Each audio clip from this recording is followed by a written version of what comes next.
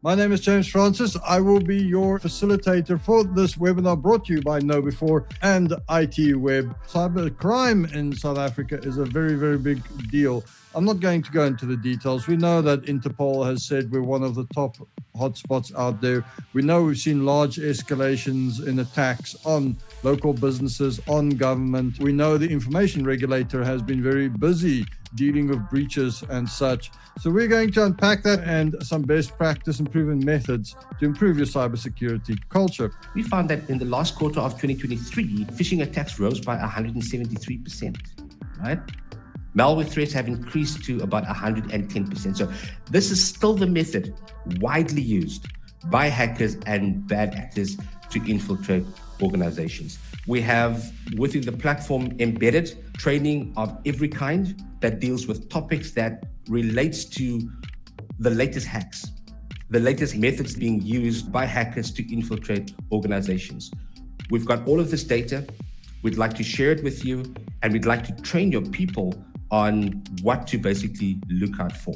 People click on, let's say, a phishing email, or they forward a deepfake, not because they necessarily don't know, but because they're not really paying attention. Like, just understanding something doesn't mean that we actually behave accordingly in the moment when it matters. And then awareness by itself does not automatically result in secure behavior. So each organization has a form of security culture that's in place already. You can teach people about the threat of deepfakes and that's possible, but when somebody is in a scenario where he gets told by his supervisors and the CEO of the company to do something, and often these con artists, these social engineers will apply pressure, preventing people from thinking slowly and thinking critically and asking questions. So I feel so strongly about that.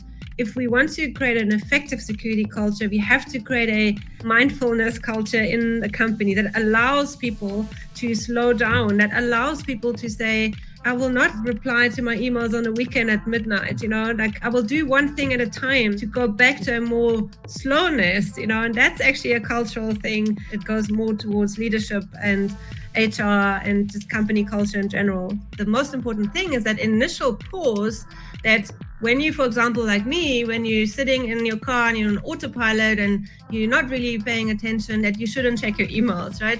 Or if you realize that you're getting emotionally triggered, which is one of the main techniques that social engineers are doing, is that you slow down, learn how to not react, and create this sort of zero trust mindset or zero trust culture. A little bit of diligence can go a long way. But I'd like to conclude this webinar. So firstly, I would like to thank our guests and to our audience as well. Thank you very much, guys, for being in there, for asking the questions, and we will see you next time. Thank you. Goodbye.